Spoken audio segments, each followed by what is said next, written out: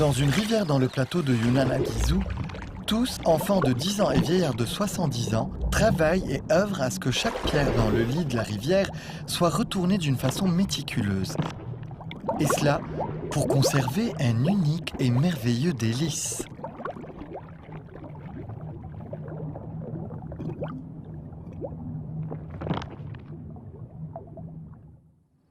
Dans le village le plus éloigné du côté sud-ouest de Guizhou, Li Jianying, une fille Hmong, attend impatiemment son moment de gloire et de bonheur.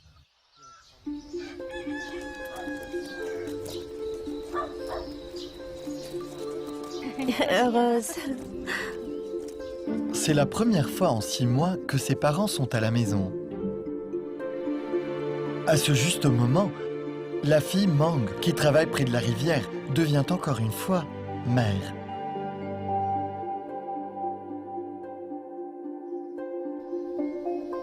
Les fleurs de riz sont en train d'éclore et à point d'heure pour se reposer. Yu Gaoli prépare du poisson conservé pour sa famille. Pour préparer du poisson conservé, on a besoin de riz doux en premier. Lavez le riz glutineux et cuisinez-le à vapeur sur la cuisinière. Ajoutez de la levure de vin pour la fermentation.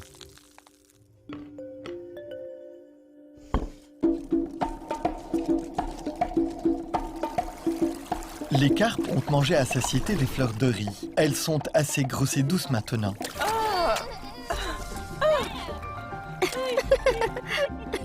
Plutôt que de chasser pour se nourrir, les parents et les enfants passent ensemble leur temps dehors pour se rapprocher les uns des autres. Une fois le poisson nettoyé, il est étendu sur la cuisinière. Faites-le fumer sur un feu doux à charbon pendant la nuit. Maintenant, il est grand temps de recevoir l'aide du vent et de l'air. Le riz glutineux est plein de mycélium.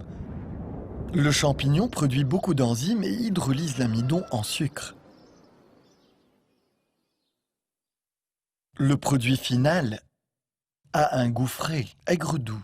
Le ventre du poisson est garni de riz doux, mélangé avec du sel et du chili.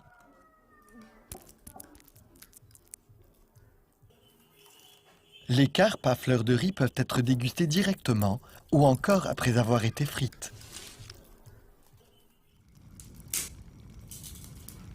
Peu importe la recette utilisée, la saveur alléchante d'aigre-doux du poisson conservé et du riz glutineux rendent le plat simplement délectable. Pourtant, le plus délicieux des aliments est toujours caché sous l'eau.